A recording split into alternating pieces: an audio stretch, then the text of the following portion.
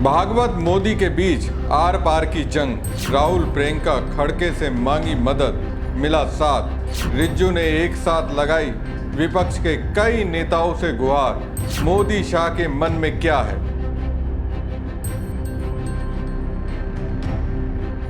नमस्कार दोस्तों, मैं हूं परवीन सानी। दोस्तों, मैंने अपने पहले वाले वीडियो में एक्सप्लेन करके ये बताया था कि जिस तरह से मोदी सरकार ने सीज फायर किया है उससे आरएसएस प्रमुख मोहन भागवत नाराज हैं। अपने मुखपत्र ऑर्गेनाइजर के जरिए उन्होंने पीएम मोदी और उनकी सरकार को खूब खरी खोटी सुनाई।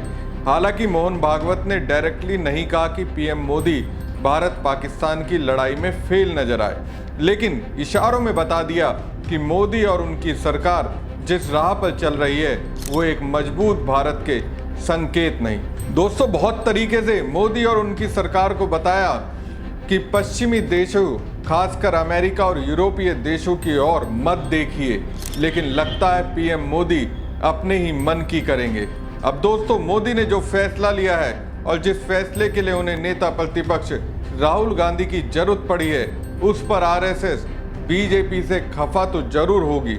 मतलब इतना कुछ समझाने के बाद भी अगर बीजेपी अपनी ही धुन पर चलेगी तो नाराजगी होना तो जायज है।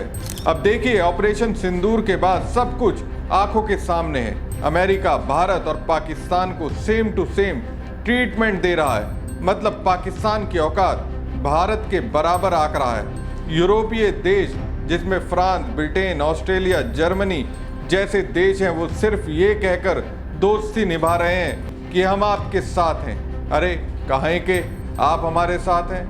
साथ अगर देते तो पाकिस्तान को अंतर्राष्ट्रीय मुद्रा कोष से लोन ही अप्रूव नहीं होता। 56 मुस्लिम कंट्री हैं, जिसमें ईरान और तुर्किया भी हैं। ये खुलकर इस्लामिक रिपब्लिक देश पाकिस्तान का साथ दे रहा है। एशिया में चीन आग दिखा रहा है। जापान क्वाड का सदस्य होकर भी शांत है।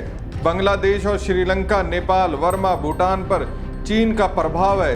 मतलब हर ओर से भारत को दबोचने का प्रयास हो रहा है। ऐसी स्थिति में पीएम मोदी आरएसएस की सलाह को इग्नोर करके एक अलग ही राह पर निकल पड़े हैं और चाहते हैं इसमें राहुल, खड़गे, प्रियंका की कांग्रेस के साथ विपक्षी पार्टियां साथ दें। तो सवाल यह है कि आखिर साथ किस में चाहिए? दोस्तों, डंकापति फिर से डंका पीटना चाहते हैं। इस बार वो अपने मंत्रियों और नेताओं के जरिए नहीं, बल्कि विपक्षी नेताओं के जरिए वाहवाही का ढोल पीटना चाहते हैं। वैसे देखा जाए तो पीएम मोदी और उनकी सरकार ऐसे ऐसे फैसले लेती रही है जो जनता कभी कबूल नहीं कर पाई।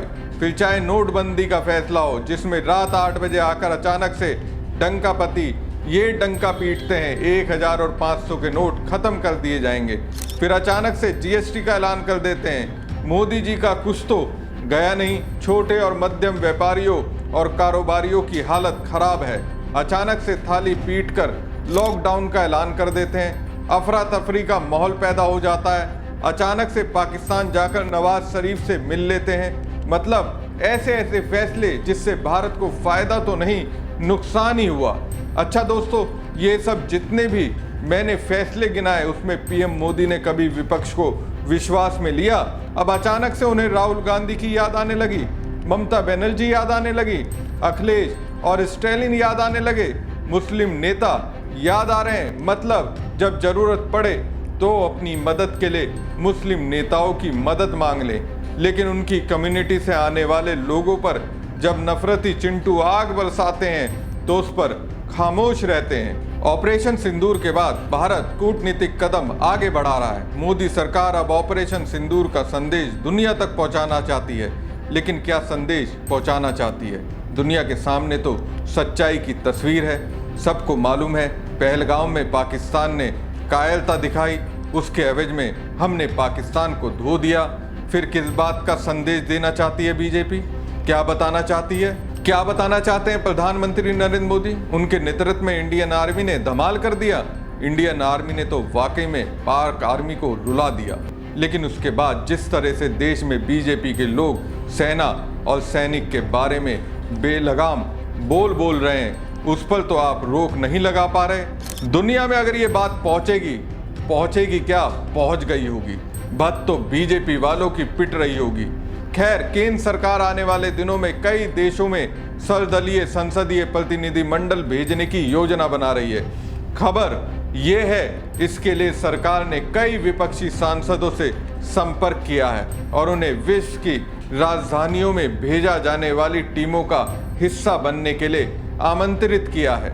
सरकार विदेशों में विशेष दूत भेजने के बारे में सोच रही है ताकि यह बताया जा सके कि भारत किस तरह एकजुट है और पहलगाम में आतंकी हमले को झेला है। सूत्रों के अनुसार सरकार अलग अलग समूह बनाने के बारे में सोच रही है, मुख्य रूप से संसदीय स्थायी समितियों से शुरुआत करके जो प्रभावी रूप से ये दर्शा सके कि पाकिस्तान प्रायोजित आतंकवादी संगठनों के हमले के बाद भारत एकजुट है।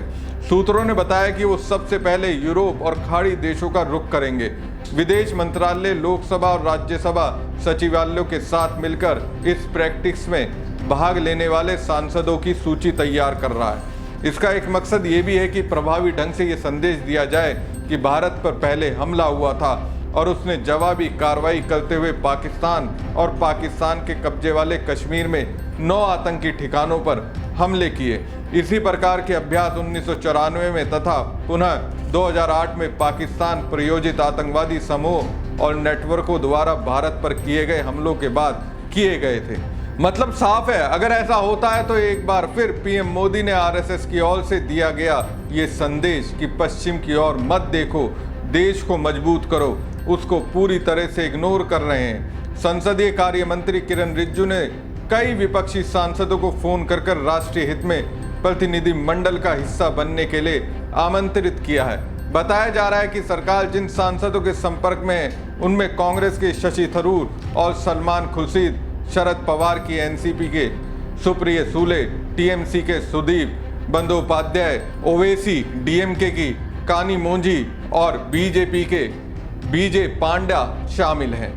खुर्शीद पूर्व विदेश मंत्री हैं, जबकि थरूर विदेश मामलों की संसदीय स्थायी समिति के अध्यक्ष हैं। विचार यह है कि 5 से 6 प्रतिनिधिमंडल अलग अलग देशों में भेजे जाएंगे जो पाकिस्तान से उत्पन्न आतंकवाद पर नई दिल्ली की स्थिति को स्पष्ट करें, जिसमें पहलगाम आतंकी हमले और भारत के खिलाफ किए गए अन्य आतंकवादी कृत्यों, ऑपरेशन सिंदूर और पाकिस्तान के खिलाफ सरकार द्वारा की गई कूटनीतिक पहलों का विवरण दिया जाए। दोस्तों, पीएम मोदी का ये फैसला पीवी नरसिम्हा राव सरकार के उस फैसले की याद दिलाता है जिसमें उसने तत्कालीन विपक्षी नेता अटल बिहारी वाजपेयी की अगुवाई में एक प्रतिनिधि मंडल को जिनेवा में संयुक्त राष्ट्र मानवाधिकार आयोग के विशेष सत्र में भाग लेने के लिए भेजा था, जहां जम्मू कश्मीर में मानवाधिकारों के मामले में भारत की निंदा करने के लिए पाकिस्तान द्वारा प्रायोजित प्रस्ताव को सफलतापूर्वक विफल कर दिया गया था।